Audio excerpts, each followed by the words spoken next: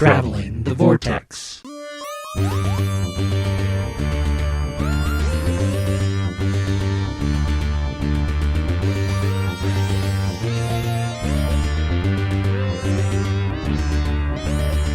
We've joined the CIA as they travel the Vortex and arrive at episode 516, where nothing stops the politics of Gallifrey, not even more. I'm Keith. I'm Sean. I'm sorry. I heard. I'm sorry. I was not prepared for that. I heard you are choking or correct. dying or something in the background. No, it's absolutely correct and accurate. And I just, for some reason, traveling with the CIA through the Vortex never entered my mind that that's what we were doing this episode. It just sounded funny. Oh. Okay. I'm prepared. I think we can leave it in. Okay, we'll keep it in. I'm Sean. I'm Glenn. Cheers. Oh, wait, that's the end. Thanks for making me look unprofessional. I appreciate that. It's been a while since we've had an open like that threw someone off. I have a long memory. I think it's Your betrayal is noted. It's been a long time, but it hasn't been too long since we've had somebody throw off, but we just edited it out. It's true. It's been a while since we've left it in. There you go. How are you guys? It's been a while since I've listened to an episode. I don't know what Glenn does with them after we're done recording. I might sound recovered from goofy choking on every your week. grilled cheese sandwich there, Sean? Yes, I have. Did you guys do anything fun this week? We watched Coda. What'd you think? Oh, it's good. It's so good. Yeah, Really enjoyed that one. it's good. I liked it. I don't think it's Best Picture, but it was good. When I watched it, it felt like an exaggeration. And then it occurred to me, it probably feels that way because I'm not used to being around people that, might be deaf or hard of hearing. And so I think maybe it just comes across that way because I'm not used to it. But it was a great movie. Don't get me wrong, but I wouldn't say Best Picture. And I was quite surprised that it picked up the Ensemble Award at the SAGs. It's an interesting development for sure. Yeah. Not that there wasn't a worthy ensemble. No, piece. They were exceptionally well done. They do well together. Yeah. But yeah, definitely worth your time if you've not seen it yet. Yeah, I don't want anybody to think I didn't like it because it's a good movie. I just was taken aback a little bit by that award because I didn't expect that. So Obviously, that's some of our homework for the Pod versus Pod Oscar competition that's coming up. yeah, I did a little bit of homework myself this week. We watched West Side Story finally. I can't believe it took me so long. It's one of my favorite musicals.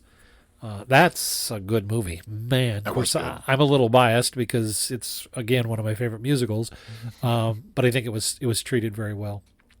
I liked the gender bent Pop's character, although she's not Pops in this. She was married to Pops. I like the fact that they gave Rita Moreno the song that.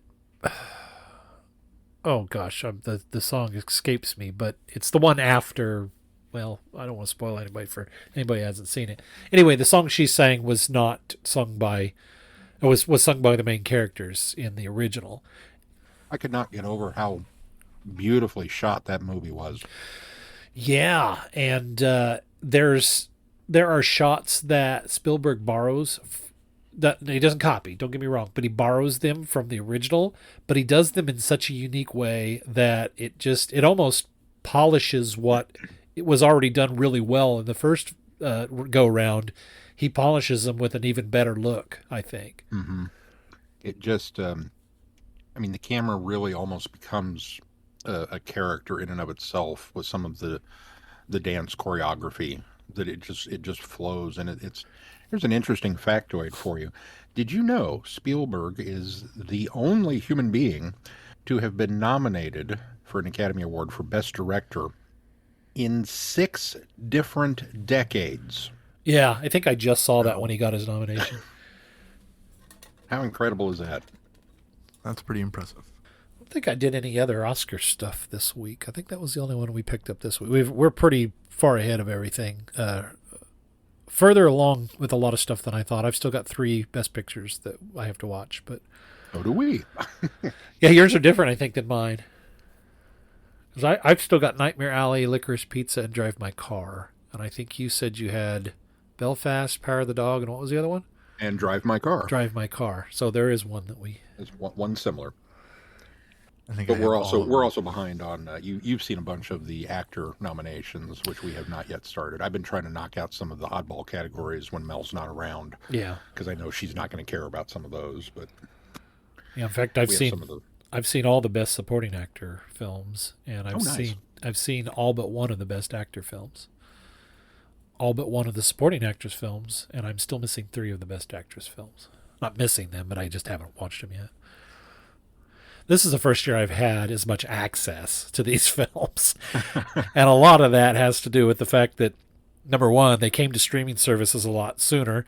Some of them were on streaming services at the same time that they were in the theaters. And some of them pandemic. Yeah.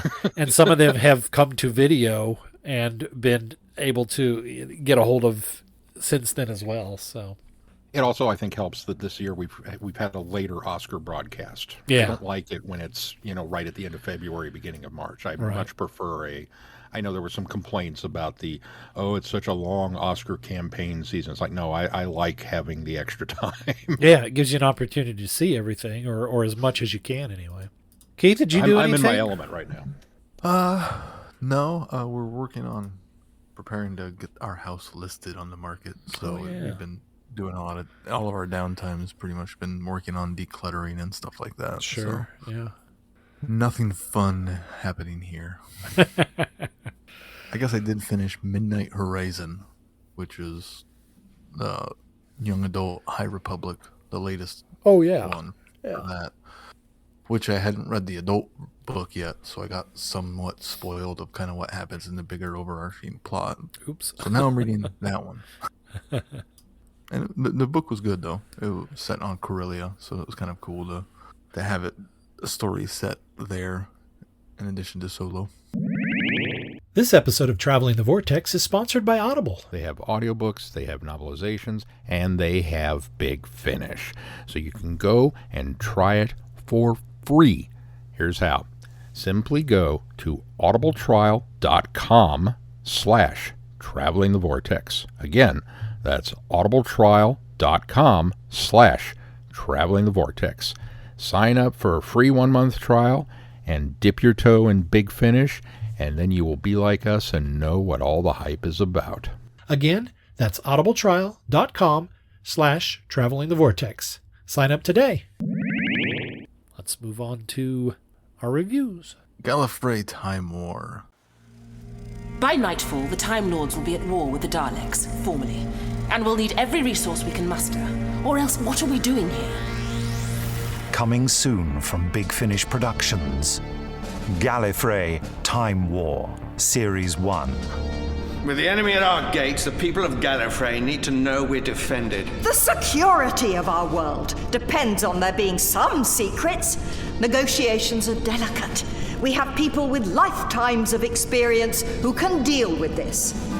Irving Braxiatel is not to be trusted! Irving, I've fought Daleks before. Well, haven't we all? You're excited by all this. Well, out with it.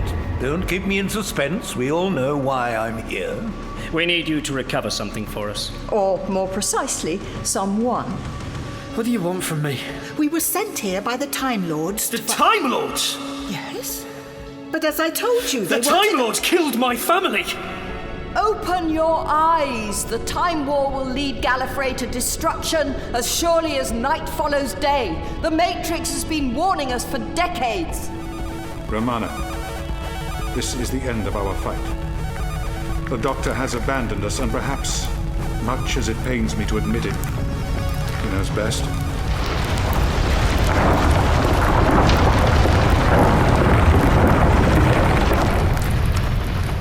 Big Finish. We love stories. We shall be victorious, my children. Your Emperor swears it. Celestial intervention. The temporal powers are under threat. It is only a matter of time before the Daleks attack. Now, CIA coordinator Romana must protect the interests of Gallifrey while dealing with demands from President Livia and an increasingly powerful War Council. As allies are whittled away, the Time Lords are drawn into a conflict they can no longer avoid. Really want to give this a bump, like a really big one. But I suspect that that's probably just my excitement at finally getting to a Gallifrey story and getting Romana in office, even though it's not the office I thought she was going to be holding. Well, remember, we did have that previous box that we'd have listened to. Yeah. I know. Okay. I enjoyed it. Do not get me wrong. But there were a couple of little things that it was like, I may have to refrain a little bit on my bum. So. How much of it is because you feel like you are jumping in midstream and you haven't learned of kind of what's led Leela and Romana and Narvin up to this point? So much. Now that the shoe is on the other foot, Keith, I'd like to offer an official apology. Wow, we treated you unfairly. See, I guess maybe because of my history and my experiences, I felt they did a pretty good job with this, where initially in the beginning of it, it's very much trying to play catch up, okay, what's going on? But I got the impression from the beginning of the box set that, you know, the War Council is a new thing that they're introducing in this box set. Maybe Romana's position may have been previously established as well as Narvin's, but what Leela's doing was new because of the War Council and being new in this box set. So I felt they did a fairly good job of bringing everyone up to speed for those that might jump in here, since there's, I would hope, a decent time jump between this and the last box set. Yeah, I'm totally with you, Keith. I didn't feel lost at all. I felt like I caught up really well. I thought the box set does a good job of allowing you to jump in at the beginning of this without having to know too much about where Romana and Narvin and Leela are at this point. Because I too think it fills in the holes and fills in the gap really, really well. I think my struggle with it, and what maybe I was a little disappointed with, was we did the first box set of this, and my biggest complaint about it was the story was just a political drama. There's not a lot of action. There's not a lot of excitement. There's not a lot going on. It's which is fine. There are people that like politically driven stories and political intrigue and political espionage and backstabbing and all this stuff.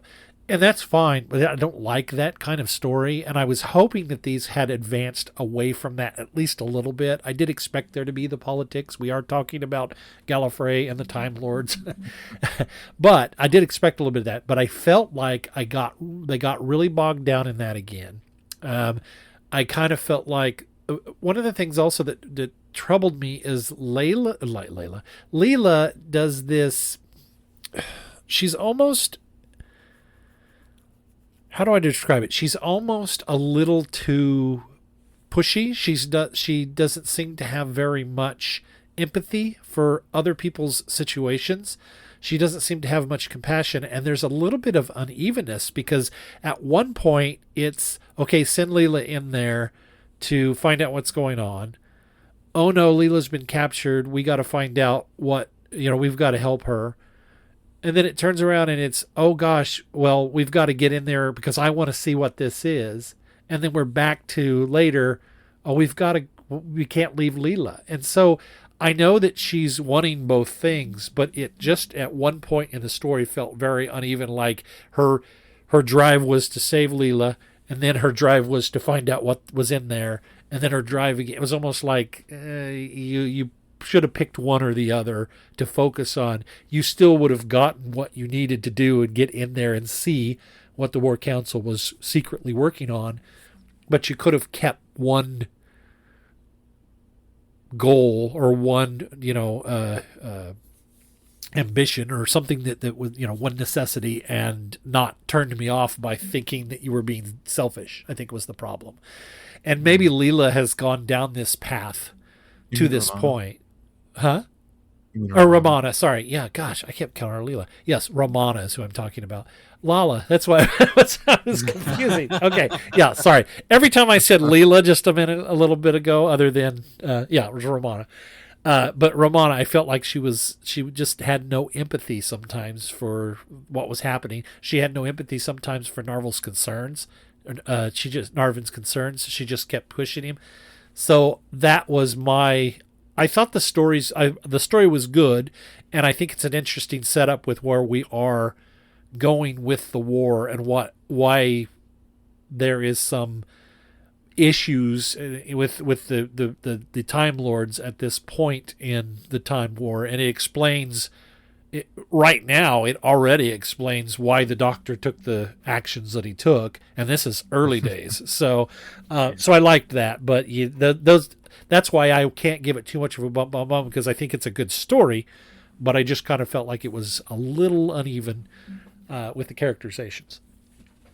It's funny that you were saying Leela, and she seemed to be lacking some empathy for these other characters in their situations, because I think she did. When we first get introduced to Leela in the scene where they come to her and say, we need your help, and she kind of is like, I don't want to do that, and then goes, oh, all right, whatever, I'll do it. She comes across as very, very disinterested, but for Romana, okay, I'll do it. And any of the interactions early on with Leela, she is like that, and she doesn't have much compassion or empathy in her at all. And I took that as because of the extension of the fact that, well, she's still coming off the death of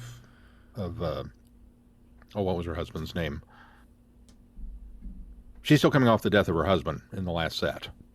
That he disappeared or is presumed dead at this point. And so she's still a little off. But her friendship with Romana is, what's keeping her around. Unfortunately, Glenn's right. I didn't get a lot of empathy from Romana on the flip side, because I felt like in the last set that we listened to, Romana kind of uses Leela as the blunt instrument tool that ostensibly she is, but continues to in this set. And, she's useful and has her purposes when she needs her to. But yet, when I thought, when does the loyalty kick in? When does the friendship kick in? And she says, we've got to get Leela out of there before something bad happens. And I went, oh, okay, there it is. And then the next thing out of her mouth is, we've got to find out what they're up to. And I was like, oh. And it kind of pulled the rug out from under that. And it was like, well, just when I was thinking that you were, doing this for Leela, now I'm questioning your motivation. So I agree with you, Glenn. I think Romana flip-flopped a lot during that. And that's one of the things that I had to pull back my da-da-da, because I was like, And now I'm one of the people that I do like the political machinations and the, the backstabbing and all of that. I've been wanting to get into these forever, because it's like, oh yeah, this is the bread and butter. This is what, stuffy old Time Lords. Yes, more of that, please. And I could hear, even though they didn't use them, I could hear the pipe organs and the Death Zone horns, and all of that was playing in my head, and I was ready for it. But while the story was good, it was very paint by numbers. Okay, so the War Council is doing something shady. Duh. It's in the name, War Council. What did you expect them to be doing? They are not going to play by by the rules. Their job is to win the war, and that's implied by any means necessary. And Romana should know that. And so the fact that they're hiding things from them. And it was interesting that the first thing out of the guy's mouth was, we picked up this thing, and what was your drone doing over there? Just right off the bat. Well, it went off course and malfunctioned. We didn't delve too deeply into that, but man, there could have been a whole nother ramification of, to keep better control of your drones. And, I almost expected a cat fight over that. Yeah. So it seemed, that was one of the other things. It seemed Romana was on her back foot a lot Yeah. through the story. And I understand she needs to be for purposes of the story. But Romana was never on her back foot in the series. Right, exactly. This took a lot of her agency away from her Yeah. in order to put her through the hoops that the story constructed. And she's not that character. Yeah. She's usually one step ahead of the Doctor in the series. And so putting her in this arena, I was hoping to see a Romana who was politically savvy enough to be one step ahead of, or at least on par with her opponents. That was the verbal sparring I was looking for. That was the craftiness and this is going to be good. And instead I got a lot of, why aren't you figuring this out? Because I'm already there. I know what the War Council is doing. They're up to no good. Why are you surprised by any of this? and maybe, okay, yes, it's my longevity as a fan. Of course, they're the bad guys in the story. Move along. But it still just kind of shocked me. So then that, with the combination of how she treated Leela, was a bit of a thing. But even with Narvin, their relationship has never exactly been, I don't want to necessarily say friendly, but it's not been adversarial. But in this one, it kind of almost felt like, even though they're supposed to be working together, that she was keeping him at arm's length as well. I think I agree with you to a point, but it was almost like she was using Narvin to her means as well as a blunt, not the blunt object, but to get things done. I will counter the Leela argument just a little bit, because I sort of, number one, I did not expect her to still be mourning the loss of her husband, because I'm assuming, I think it was Andred, wasn't it? Yeah. Andred, yeah. Yes. I'm assuming that it's been, since there's at least 5 block box sets between this and the first one. I hope she's gotten over it. Is there that many? Yeah. This is like season 9. Oh, 9. Okay. So there's like 8 between now and then. I assumed that she was probably over that. Also, not to mention from my point of view, it was sooner. Yeah, agreed. And I can see why you thought that. But also, I think that Leela, for the sheer reason that I feel like Romana and others have always used her as the blunt object, as the enforcer, I think at this point she's a little tired of that. And I think that she's starting to feel that weight. And then that's why she is very much the way she is, and pushing back against having to do these kind of things. And she's you want me to be the liaison to the War Council, but you also want me to spy on the War Council? I mean, it's kind of like the Jedi asking Anakin to spy on the Emperor because he's been appointed to the Jedi. I see where you're coming from, but I really kind of had some sympathy for Leela in this one. The other thing that I think, especially since she is in a position now where she's not being a blunt instrument, she's in a political position of power, in a sense of being the CIA liaison on the War Council.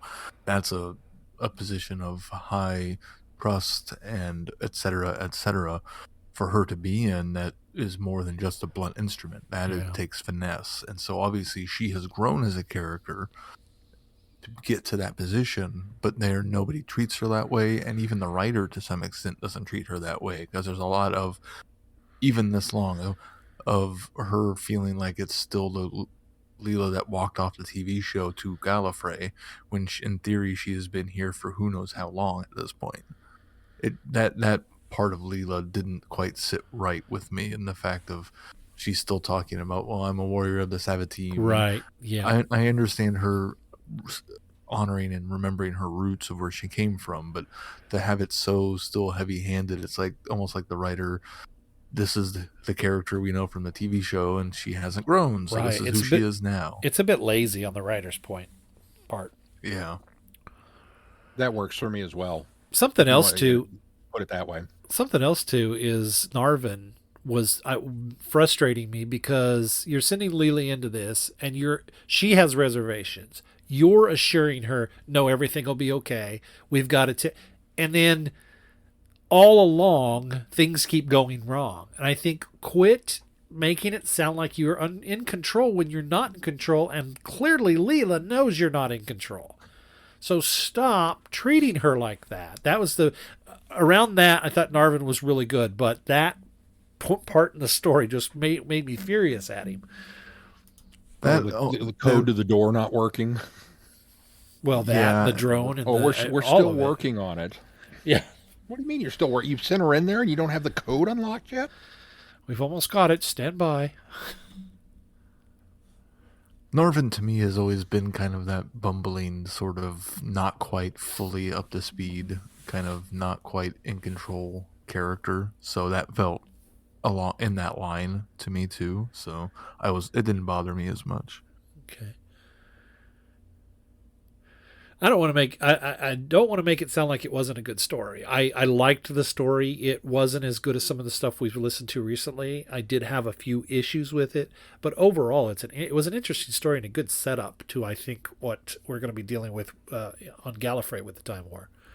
Yeah, at least early on. Interesting. It's really interesting to see the Gallifreyans' point of view of why, okay, we're officially starting to declare war now, and what kind of the catalysts of this were. I'm kind of hoping that, I'm assuming we'll get to the other stories in this box set, but I'm kind of hoping we'll get a little bit more of kind of, since the next story steps away from everything, I'm kind of hoping we'll get a little bit more of, the CIA and the War Council and the these refugees that have had to come to Gallifrey. I think there's a lot of ripe stuff there that they could explore. Yeah. Which I think that part of the story, I agree with you, Keith. And we do get to the rest of this box set later in Act 1 of the Time War. But there's a lot of that I hope that we delve into, because that part is so ripe for exploration for the Time Lords, who are so notoriously xenophobic, about letting people on planet. And, Leela and a couple of handful of the Doctor's traveling companions being the rare exceptions, there are not many who have made it to Gallifrey. And so opening the doors for 5,000 refugees. Now, admittedly, I mean, of a population of 9 billion, and there's 5,000 survivors, the loss of that is staggering. All right. But that to me is a very interesting angle to take with this, and I'd be really curious to see more of that, hopefully, dealt with in the future story. But yeah, there was a lot to like about the setup to this.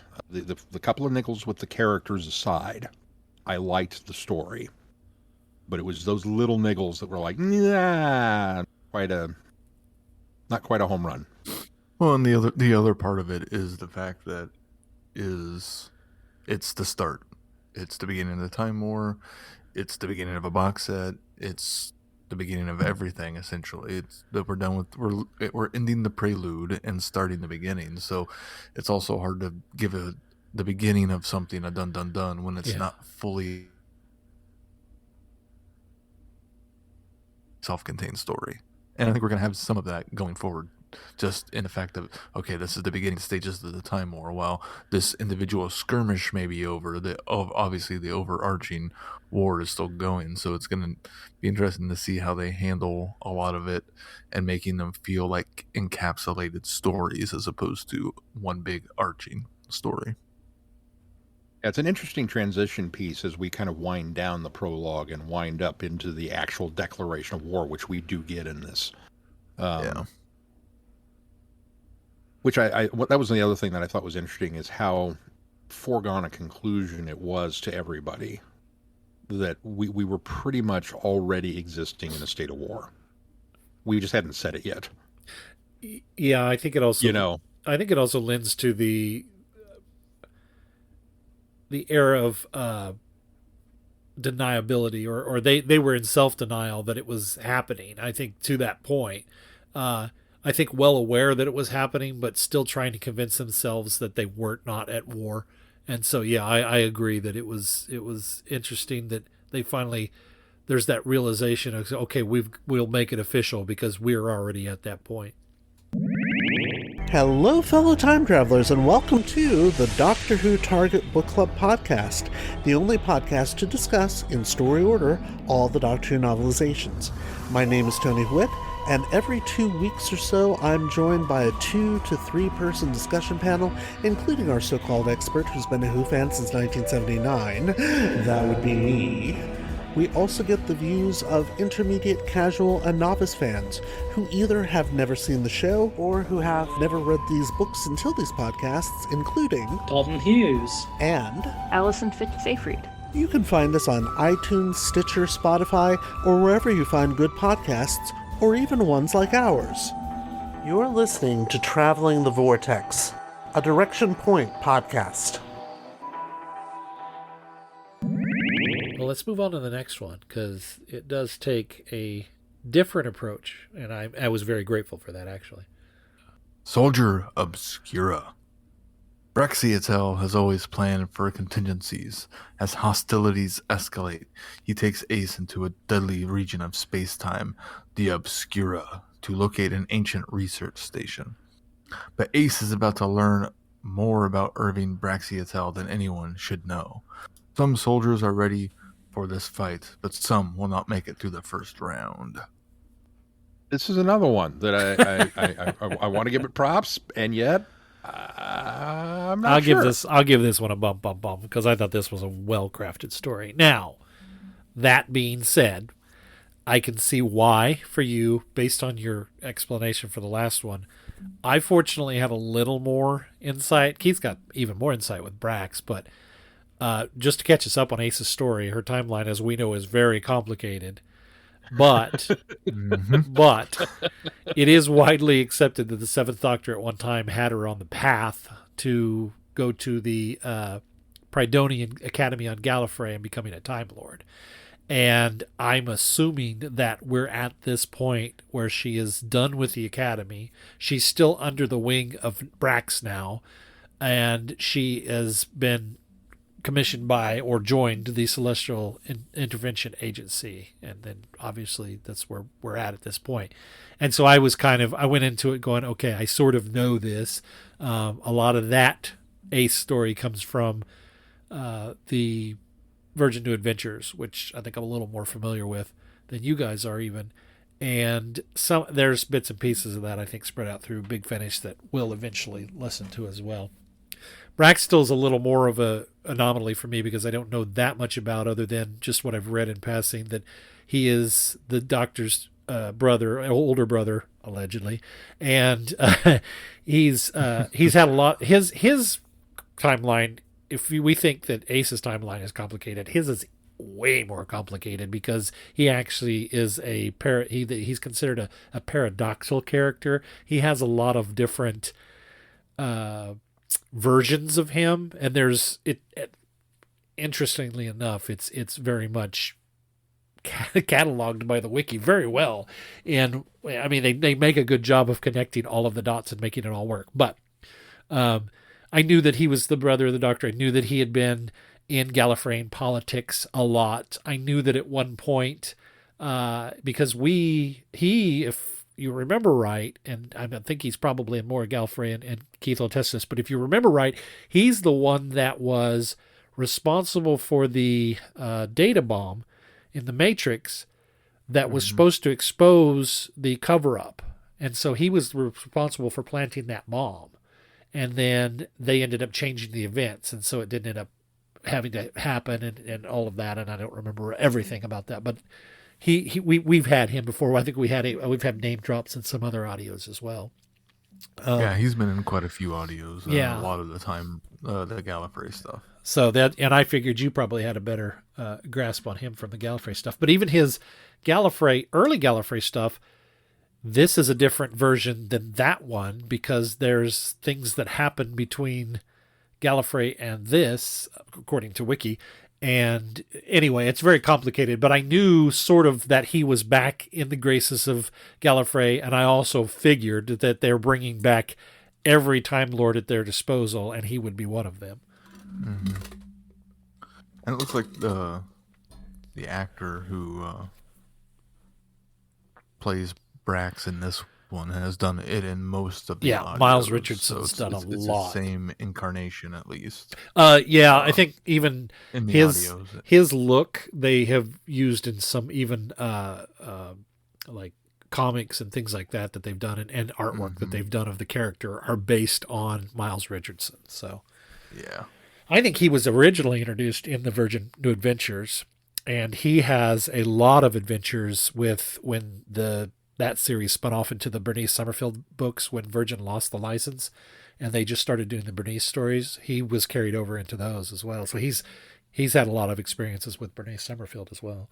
Yeah, there's quite the list of Bernice stuff. I'm not sure how many of those are books and how many of those are audios. There's probably a little of both in there. Yeah. Anyway, so going into that, I had a little bit of that, but again, I think that this does a good job of just saying, I mean, we don't have to know that this is the Doctor's brother. We just know that this is some Time Lord who's educating Ace at this point. And then we just have to accept the fact that Ace is here now, and this happens to be her job. So I think I didn't feel thrown into it at this point either. I didn't either, but I haven't listened to these, but just looking at the wiki real quick, it looks like Ace has been in the Gallifrey stories since season 7. Okay. Of course, season 7 and season 8 are one story apiece, so it's only two stories really that she's been a part of, but sure. She's at least been around, and obviously her role would have been established somewhat then. Of course, Romana was president back in those stories, so Romana's role has changed in that. So it's entirely possible Ace's kind of what's happening with her has changed too. So with the jump and the change of time, everything's kind of in flux. Yeah, I was aware of the backstory that Ace winds up in training. But that was kind of the extent of it. After I made peace with, and I was probably, 20 some odd minutes into the first story before I finally kind of put my finger on, Romana's not president in this one. Okay, that makes more sense. In the first one? In the first story, yeah. I was still trying to piece together. Even as many times as they said President Livia? Yeah. Okay. Yeah, it just wasn't clicking, and that's on me. That's not on the story. That's totally on me because I came to it with my story. Yeah, I thought I made it pretty clear too. No, it's on me because I came into that with my preconceived notion of President Romana during the Time War, and I'm a big goofy head, so it's not on the writer's fault. That one's on me. But after I finally figured that out, when I got thrown into this one and Ace showed up, I was just like, okay, so I just rolled with it. I had to have one to loosen up, I guess. Yeah, there you go. And then I kind of vaguely remembered Braxitel. Let me say something real quick, because just alluding to what you were talking about, Romana, I'm really glad that they did what they did by putting her in charge of the CIA, because it was Russell T. Davies, when he was asked where Romana was she still president of Gallifrey at the time, and he says no. And so they went, okay, that's canon. So I think that's why they shifted here. Well, and it totally makes sense too, because then suddenly, we all want Romana to be a good president because she was a good character. So it follows through that she would be, a force for good. And I kind of suspect that there was probably a lot of stuff going on in the Time War that was not good decision-making on behalf of whoever was in charge. And obviously we know that at some point in time, Rassilon himself comes over and takes over. Yeah. So, while it would be kind of cool to see Rassilon depose Romana, I don't think anyone necessarily wants that fight either. So it makes sense to shuffle her out of the way and let somebody else take the fall for the bad decision making. Well, and we even get the impression, they give the impression that the president knew about Project, whatever it was at the end of resurrecting all the dead Time Lords, and that's not something Leela would have ever signed off on. Exactly. Right. So in order for that ball to even start rolling, it has to be a different president. Yeah. Right. Exactly. Yeah. And probably even establishing the War Council would have to be a different president. I don't think Leela probably would have wanted to establish that either. Or Romana. Yeah. Yeah, that's what I meant, Romana. No, I'm doing it. Now you're doing it. It's easily done. So yeah, that's all. That's good decision making there. But no, I just kind of rolled with it. I remembered Braxitel from a story. I wasn't for sure which one, but now that you say Data Bomb in the Matrix, that one is like, okay, that makes sense. I thought this one was a pretty decent story. I think it's a little nebulous to me as to why. It would have been nice if we would have gotten a better picture of what this weapon was going to be. Yeah, I mean, in and of itself, it's a MacGuffin. MacGuffin. Do this. The whole Obscura is okay. It's this area of space, and the Daleks have apparently been trying to cross it, and it's an possible invasion route. But it didn't become a thing until right now. And then we're going to take care of it right now. But only because there were very few people that knew about it. Braxitel happened to be one of them. Right. It just seemed very convenient that all of those pieces came together for purposes of storytelling. And look, we've got a thing. It's like, yeah, but the Obscura has been here for how many thousands of years? Station been here? How long is this? But nobody knew about it? The Daleks didn't know about it? Okay. They didn't know that there was a way across it, and that they've been throwing themselves into it for how long, and they just now are sending a fleet to... I think there's just a lot of little convenience. Well, I think because I think you missed very much a lot of the core of this story is the fact that Braxitel was playing a long game on this. The reason they were going at it is because he had planted the idea that there was a great weapon there that the Daleks would want, and so that's why he was convincing them, but that's why he had been playing the plan and letting them kind of indirectly in on the fact that it was there, because he was basically expected them to throw Daleks at it until they were able to get to a point where Donna would use the gun or the weapon, because she was the weapon. She had to take the one shot at the lead fleet, the head of the fleet, and which would have taken out the entire fleet.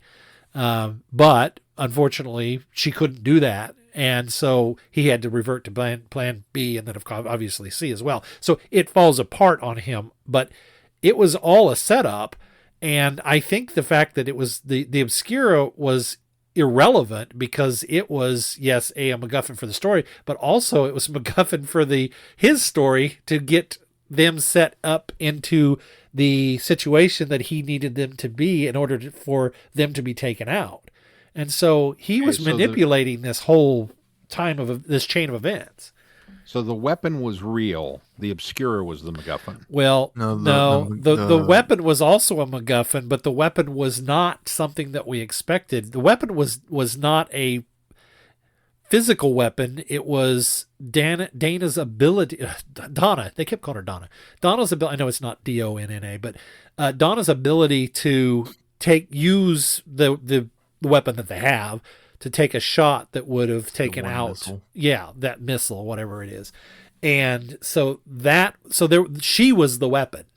He had put her in position in order to, unfortunately, he knew he was going to sacrifice her, but he was going to put her in a position because she was the best shot. She was the one that could make that shot and take out the fleet, which would have either taken the Daleks out entirely. I got the impression it would have just crippled them immensely to the point where they would not be able to continue their war. So that was the whole purpose of that. Now that you point that out, I remember realizing that as the story ended of, okay, there wasn't a real weapon. It was but doesn't that seem to shoot? It's overly convoluted. Yeah, doesn't that seem not only overly convoluted but exceptionally vague? So that she has this ability that we're not going to explain to do a thing that we're not going to talk about with a weapon that isn't really there, that would do untold damage that doesn't actually happen. So, I think what they didn't do was explain that what they didn't explain clearly was there wasn't a weapon in the Obscura that everyone's trying to get. Right. That's what wasn't clear. Right. Well, I mean, I get that Braxitel was lying. I get that. But let's put it this way. There was a weapon. There was a missile, but there was not a doomsday device as was being implied. I guess it wasn't a doomsday weapon. That was what was being implied, so that it would make the Daleks really want to get it or feel the necessity to get a hold of it. And so, but metaphorically, Donna was the weapon because she was, in Braxtel's mind, the only one that could make that shot. using the missile and taking out the fleet based on the formation they would come in at, trying to get through the Obscura. Yeah. So now, that being said, there's a lot more that happens, and it unfortunately, I think that what this story is doing is setting up Brax, his story, his purpose and story that's going to be happening throughout the Time War going forward, because they made a point of putting him in a position where he could have sacrificed himself and taken that shot. And because it's alluded to earlier by Donna that Braxitel made an incredible shot, and then when she reminds Braxitel about that, he says, no, that was a fluke, because he doesn't believe in himself. He doesn't think he could do that. He thought when he did it the first time he could take. She knew well enough that he could do it, but I think that's where we're setting the character up, and we're doing some character building here, because I think based on Braxitel's history, people that are more familiar than us, would have listened to this and gone, oh, well, that's Braxitel, we can't trust him. I mean, in his backstory, the man had an evil entity in his brain for a very long time that he fought against. And so he's had some misdeeds. He's been a bad guy. He's done some bad things. And so I think as a listener, even knowing that this is a different character and that he's trying to be good and he's on what he calls the path of goodness, that if you're listening to this, you'll go, oh gosh, okay, Braxitel, he's reverting to his old ways. He's, number one, it makes it sound like he's trying to backstab the Time Lords, which I think is the impression we're supposed to get, is that he's going to make a deal with the Daleks and pull a master. And then really he's actually trying to set up this plan that he's been putting in place, and then it sort of falls apart. So I think the idea of this was to really kind of build on his character and make us, first of all, suspicious of him, and then second of all, think, oh, well, he's very cowardice, and what can he do? And he makes the choice not to take the shot because he feels like would be in a better position going forward and staying at the front lines of this war and continuing it on, because he feels like his ultimate plan failed, and it wouldn't have failed had he tried to take the shot. I believe Donna that he could have made the shot. So I think that's what this whole story is about Braxitel's character. And that's where I think maybe I'm hoping this will pay off when we get more Braxitel in the Time War stories later on. Okay. Sorry, I got really on a rant there. I apologize. No, you're fine. And everything else about this, I did enjoy. I enjoyed the character development of Ace and her relationship with Braxitel. I enjoyed the character development of Donna and her relationship with Ace. I enjoyed the little insights that we got with Donna and Braxitel until he ultimately betrays her and kills her. Or retires her, whatever we're going to call that scene. Right. What I don't get, and it still does not jive for me, is take the shot. Okay, but it's a sacrifice. I don't know enough about either way. You're right. I don't know enough about this weapon to understand how that works. It's a missile. You push the button and you're done. You walk away from the console and you didn't sacrifice anything. You didn't describe this weapon in any detail enough for me to understand why it's a sacrifice. So I don't buy into the fact that you have to sacrifice yourself to do it, or that anybody could do it. Well, why is she so integral to the plot that only she could make this shot, only to be told later that no, Braxitel could have done it himself? Again, it's I wish I could eloquently state for you exactly how it was said. But it's at least laid out for me. It was laid out very well that the missile array was like you had to have a targeting system, or not even a system, but you had to target it yourself. And there was there was some dialogue in there that explained what had to happen. And the reason why there was going to be a sacrifice is because when you do this in the Obscura, it takes out the entire Obscura. So you weren't going to be able to get away.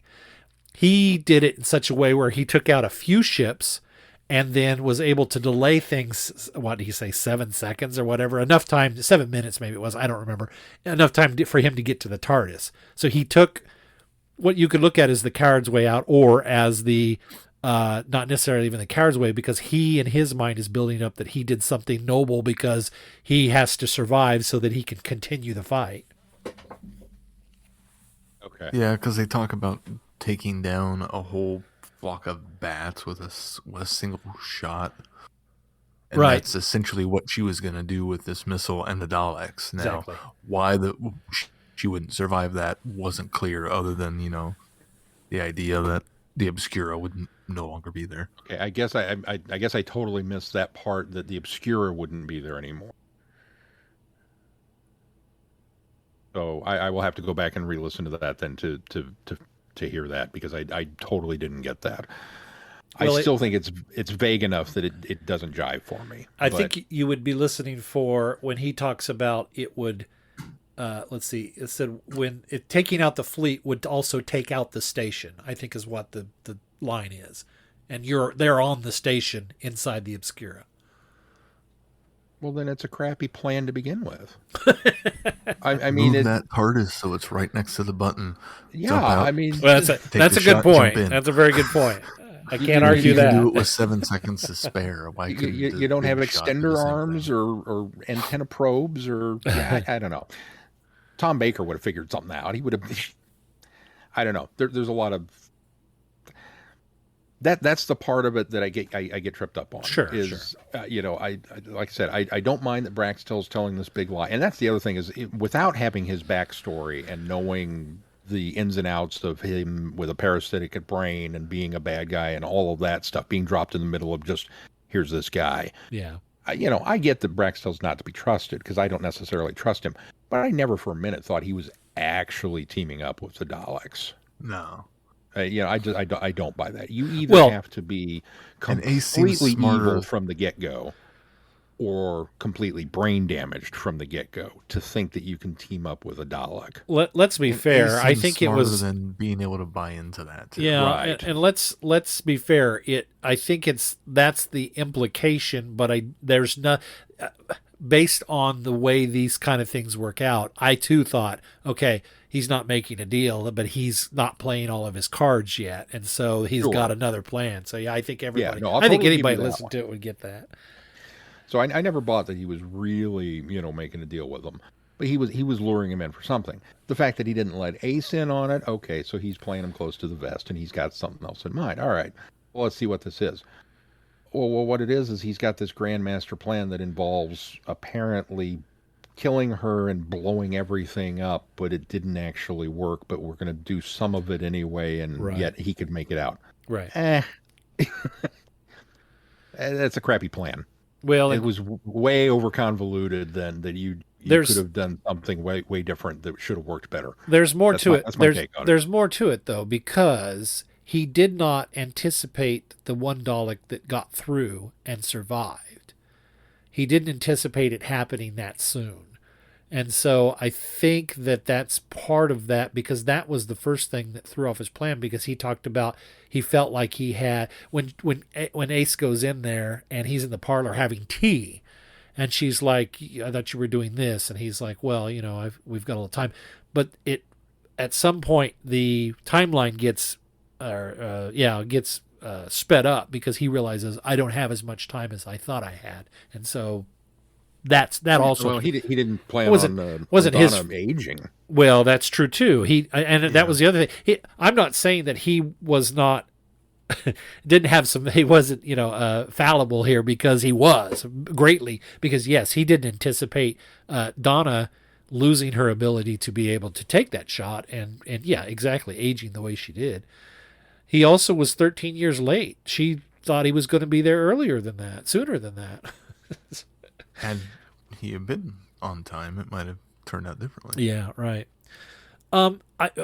Was it My me or... Sorry, go ahead. Sorry, go ahead. Oh, I was going to say my problem with the story, because I thoroughly enjoyed Ace being there. I thought she did a great job. I think Sophie Aldred was terrific in the part. I like the fact that we had somebody in there to question Braxital, so that we could play out the whole idea that he had to keep it secret, him using her as a weapon, and her initially trusting him and then going along with it. But I think the problem is Ace was almost underused and thrown away in this story because we were focusing so hard on developing Braxital to set him up for whatever's going to be his service in the Time War.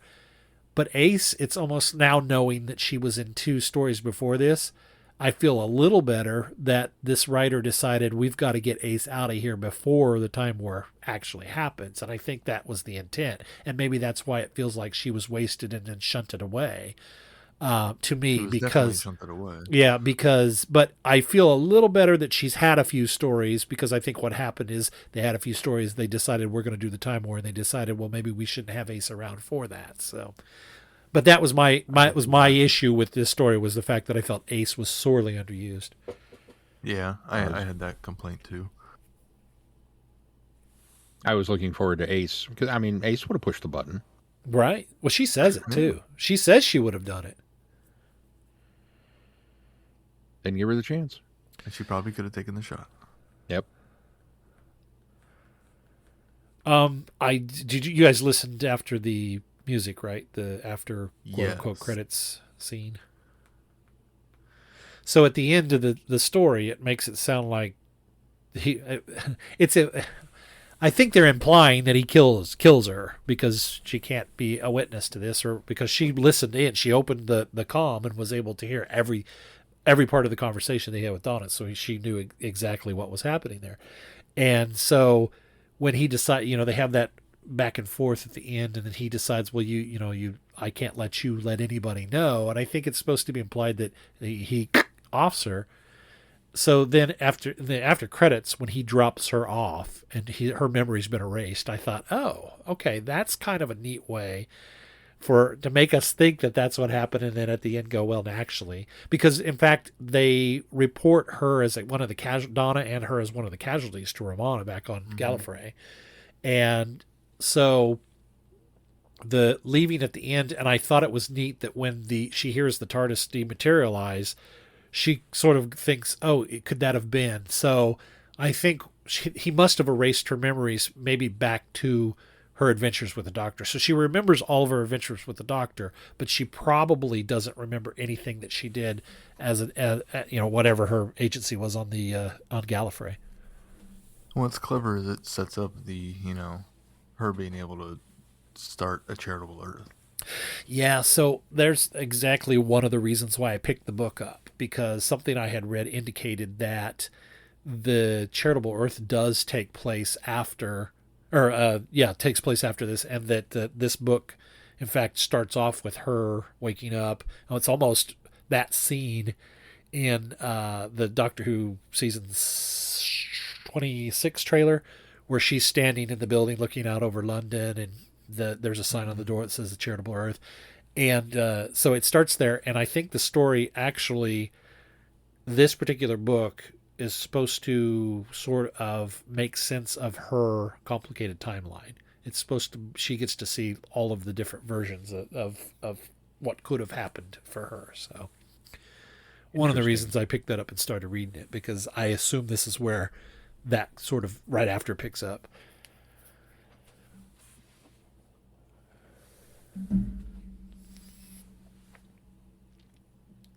Anything else on this 2 set? I really kind of want to go on, especially at the end when Romana's asking for them to go get the master. There is another. Yeah. What's she saying? Yeah, there, what a great stinger. There is another renegade. If the Doctor's not going to be involved, there is another renegade we could call on. The only other thing I had was, I thought it was interesting that, considering that Brax is supposed to be the Doctor's brother, it's Miles Richardson at times sounded like Tom Baker to me. I thought that as well, especially in the stinger for the close of the first episode when he started talking. And I went, what?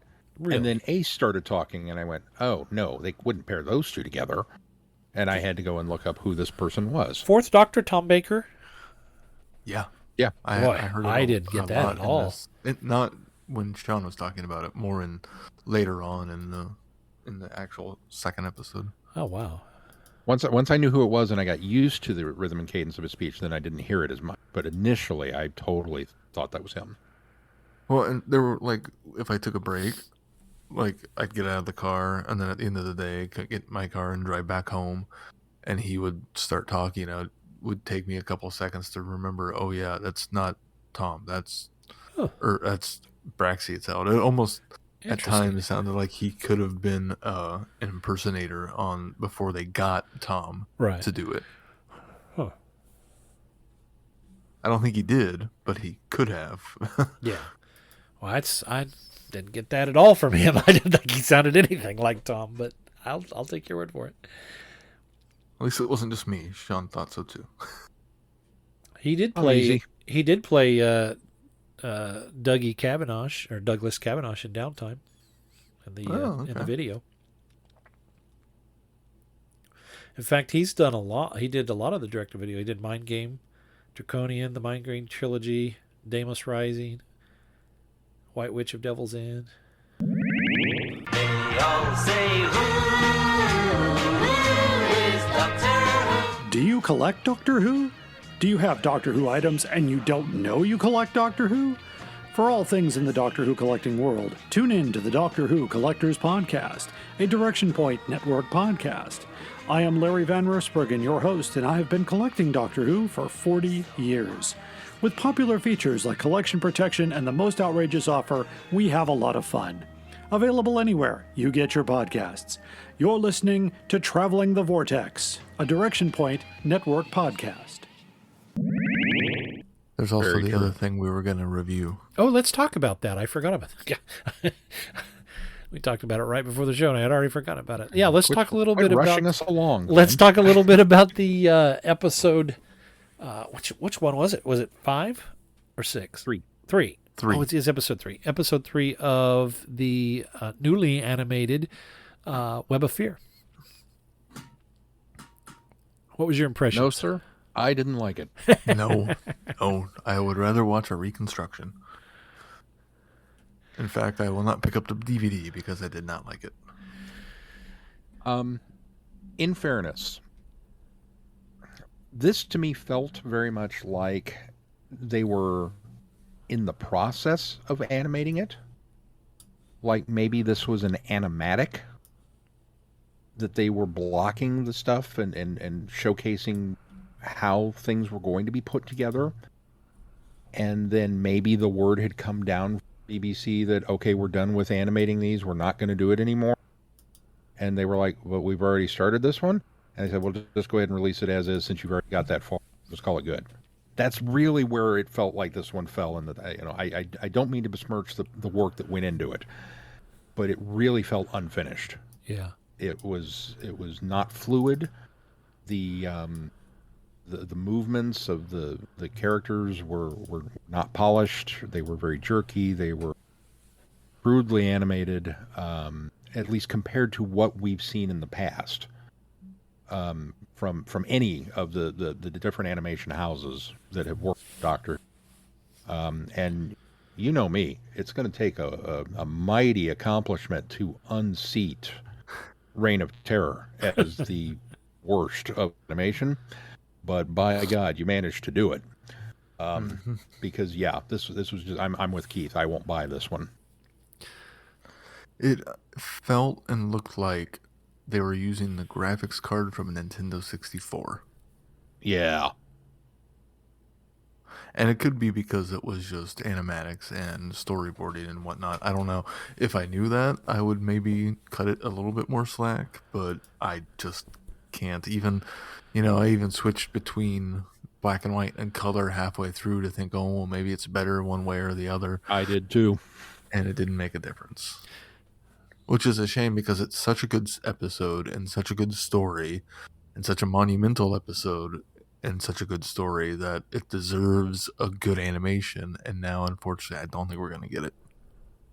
So let me put a little perspective on this. Number one, you guys are not alone in this. There are a lot of people that were quite disappointed and quite upset with that.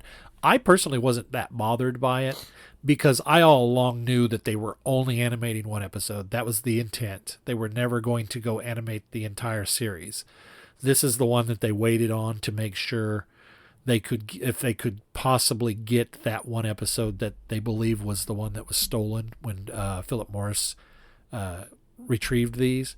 And I think there was still some hope that they might return that to the archives someday. I think they waited so long that they decided, you know what, let's just finish this up. So they've always intended just to animate this episode. So this wasn't going to be one of these major projects where every part would be animated. And it would be silly to do that because there was only one missing episode in this. Oh, I agree. I don't expect them to animate the whole thing. Number two, this was sort of a test, if that's my understanding, because they used a system that they were kind of trying out. That it's not motion capture, but it's a type of motion capture. It's not like motion capture like you see in the movies, but it's sort of the same thing. It's the same concept. They map out a person's body as they move. To me, the only thing that bothered me about it was the faces. I felt that they didn't map the animated faces onto the more 3D models well enough, and that could have been done better. But overall, watching it, I thought the fluidity of it was fine. It almost reaches that uncanny valley area that I think is pointed to in Reign of Terror quite often, where there's enough realism that it feels strange because you're watching an animation that has more lifelike movement to it. And so I think that's one of the things that bothers people about it, is it feels wrong. But they were doing it because it was cost effective for one thing, because they thought, okay, if we've just got to do one, this is the one to do it on. See how it works out, see how it goes. And if they pulled this off and it had been better, then I think this was the way they wanted to do them from here on out, because it's cost effective. It's timelier. They don't have to animate every frame or cell of something, because they basically put actors in mocap suits. They walk around, act the thing out, and then it captures it as an animation, and then they can put it out. So it cuts down on the time. They could have put a lot of these better together. I think the BBC or Real Time or whoever's doing these now, I think they decided that this isn't maybe the way they wanted to go. I don't think they were as happy with it.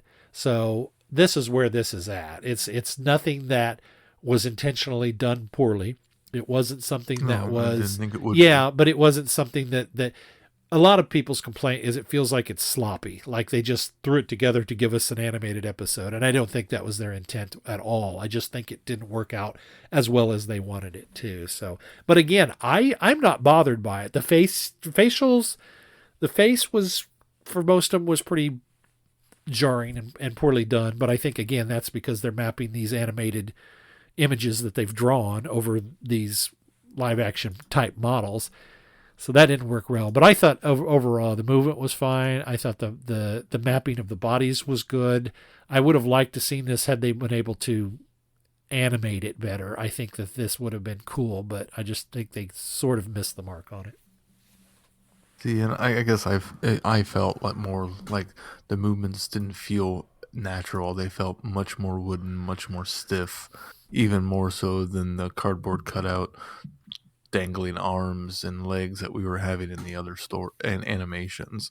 They felt so stiff and wooden in their movements. They didn't feel very fluid to me. And the faces were they weren't expressive at all. Yeah. They were just kind of, oh, look, that's supposed to be Patrick Troughton, I suppose. The main way was telling by outfit of who people were, because none of them really looked like the characters they were supposed to look like. So you're giving it a lot more credit than I would. Yeah. Do you remember James Cameron's Titanic? There's that one sweeping shot of the ship when they put to sea from Southampton. The camera pans over the ship, and they as it pans over, and Officer Lightoller goes from the forward deck and he walks around to inside the booth to deliver a report to the captain. but it's very obviously CG Lightoller, and he kind of walks with this strange gait and his arms swing weird, and it's the only thing in the shot that is wrong. The ship looks gorgeous, the waves look right, the birds are cool, but then there's this thing moving across the deck mimicking the movement of a man, and it completely destroys the illusion of what is happening on screen. And it's the only flaw with that movie is that shot. Which movie are we talking about? James Cameron's Titanic. Oh, okay. That's what this episode was. Well, that wasn't that wasn't the only thing that ruined that movie, but no, it reverted back to 1997 animation. That's how I was traumatized for and I'll be honest, I didn't even finish it. I made it through about 18 minutes of the episode, and that was an accomplishment. I felt in both black and white and color, and it didn't make an. And I kept, it's the brig. It's the first one with the brig. We needed this to be a triumph, and I understand it was only the one episode. That's just it. I don't think we needed it to be a triumph, and here's the reason why: because we have a really good version of it, and we have a really good version of it with a really decent. Fortunately, even though the BBC did it, a very adequate reconstruction of it on that. You're absolutely disc. right. So it was unnecessary. Yeah, I am grateful that I am beyond grateful that Web of Fear exists at all. Yeah, in any combination of episodes, and we do have a fairly decent retcon. But I think if we're going to do that episode, if we're going to try and mess with the missing piece, because of the legacy of the first appearance of the brig proper, I think you needed to take your time with it and do it right. Because it's only one episode, then go ahead and don't experiment with that one. Experiment with a serial. You want to experiment with it? Go experiment with Mission to the Unknown. Give us 10 different versions of that one if you want to play around. Nobody's going to complain. But don't do this one. I think they might have done that had the one group not mounted the reshoot of it, because I think that they were happy enough with the reshoot of Mission Unknown. The other problem you have, and here's why I'll argue for this was the right one to do, is because it is a well-loved story. It's going to sell no matter what. You're gonna watch it no matter whether it's got the crappy animation or whether it's got the recon. It's already a good, compelling story. So even if you do ruin that, it doesn't take away from everything else that surrounds it. If you did it with something new or something unfamiliar to people and you're turning them off immediately, they may miss something with the story. They may not get out of it what, maybe the story is really good, but you're so turned off by the animation that it takes you out of the story. So I think that this is, to me, the best one to do, because this one's already well loved. We already have 80% of it back and in good shape. And so to me, this is the perfect candidate. That's a valid point. I guess I had rather them. I guess I expected them to, they're only animating one episode. Let's sink a decent amount of money into it to make it, even better. And if they wanted to experiment, give me both. Yeah. 3D animation and 2D animation. Yeah. They could have billed that as, well, you could see it in two different animation styles. Yeah, I guess I have to look at it from the perspective, though, that I think they genuinely want to finish animating. But I think they saw the writing on the wall. They saw that BBC America was going to pull its funding. I think they want to move forward with animating these things, and they were looking for a affordable way to do it. And unfortunately, it didn't work out. But I think kudos to them for doing this and making that attempt, because if it would have worked and they could have pulled it off, I think we'd probably be getting more animations. I wouldn't be worried about us not getting more animations, but because this endeavor failed to find an inexpensive way to do it, that makes me even more fearful that we won't get any more animation. That unless somebody steps forward to fund it, to help fund BBC fund it, we're not going to get any more. It's going to dry up. So to me, I'm glad they made the attempt. Have we heard any more on specifically why BBC America is pulling funding? I mean, are they just not seeing? I don't think we have the seen revenue anything. stream from Has it been airing officially them? announced? Or said? I Or is it still don't just even rumors know at if this it's point? been officially announced, but you don't announce when you're going That's to true. stop doing something. So I don't think they ever will announce it. I don't think we have, Sean. I think we've already speculated on this before, but I'm pretty sure it's the fact that they just weren't getting the return on it they wanted. That's why we weren't getting them for an entire year, because they were scheduling them out to play on BBC America, and I just have a feeling they weren't getting the eyes in front of them that they needed to in order to make them valuable to them. So that's why they're, and they didn't pull out of the project. Let's be fair.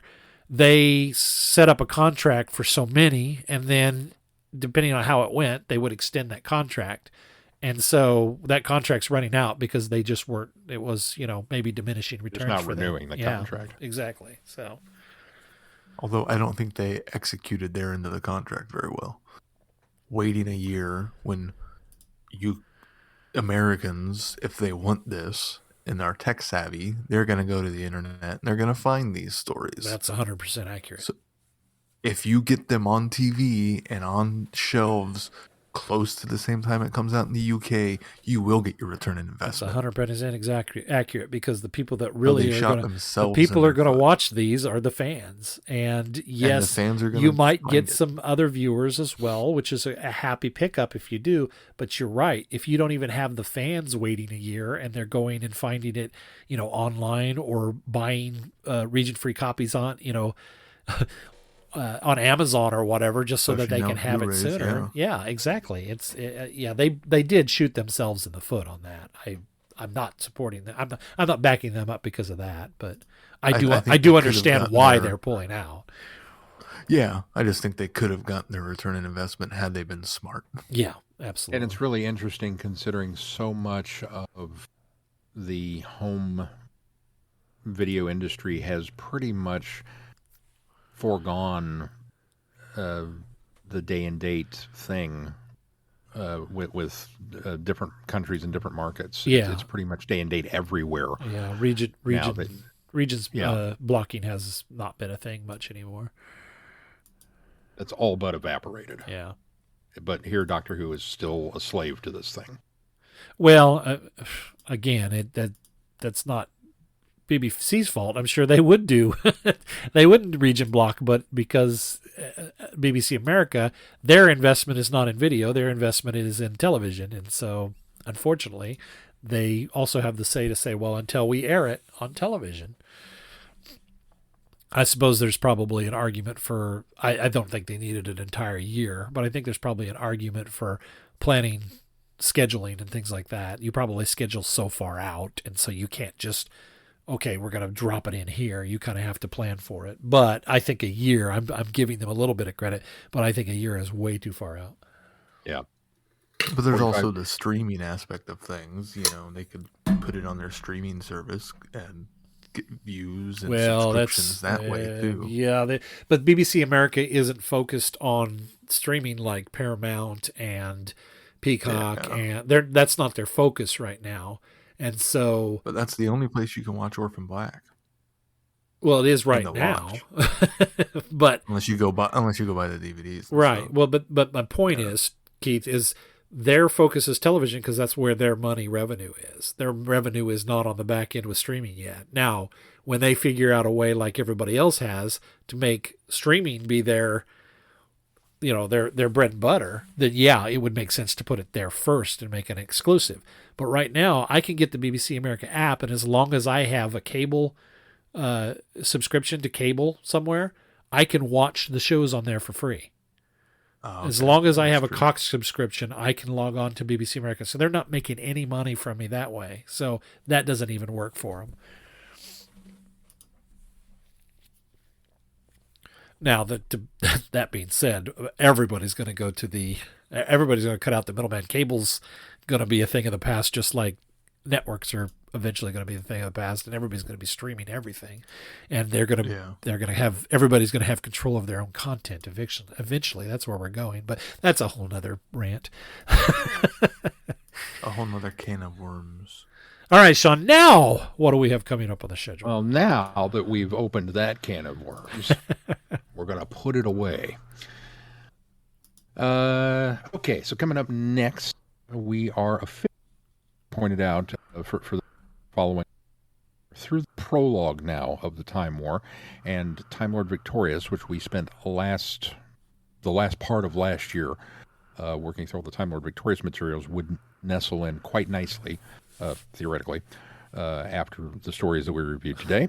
And then you can work your way through that if you haven't yet, and then pick up next time with us. We will be doing Act 1, the official opening volleys of the Time War at large, with the War Master 3, which is a box set, Rage of the Time Lords. And correct me if I'm wrong, Keith, there are 4 stories in that set, yes? Yes. And then we will also, in addition to that, be adding the Diary of River Song 5.4, Concealed Weapon. So that's box set 5, the 4th story. So a total of 5 stories next time. So that's going to be a huge double-length, big episode. And then following that up with Unit, Cyber Reality, which is from Unit, the new Series 6. And then we will be following that up with little Easter Saturday goodness from the BBC, with their long ears hopping down the bunny trail, delivering some new Doctor Who our way, what we understand. Right, Glenn? Yep, that's the way Easter I understand Saturday? it. Well, it probably won't be. Probably on Sunday, because that's how they've been doing it. But I also want to back up and make sure that people understand that don't expect a 2-hour episode next time, because that's not happening. But anyway, yes, it is a little longer. It takes as long as we need to cover 5 stories. Yeah, that's exactly right. All right, well, be sure to check out our website, travelingthevortex.com, for updates. And if you get any value out of this podcast, why not consider putting some value back into it? You can do that by clicking on the Patreon link and consider supporting us. Also, please consider giving us a 5-star review wherever you subscribe to the podcast, and make sure you join in the conversation on our listeners forum on Facebook. If that's it for this week, until next time, I'm Glenn. I'm Sean. I'm Keith. Cheers. Good night, everybody. Be seeing you. Thanks for listening. You have been listening to Traveling the Vortex. Doctor Who and all of its associated programs are owned and trademarked by the BBC. No infringement is intended or implied. Direction point! Direction point! A Doctor Who podcast network.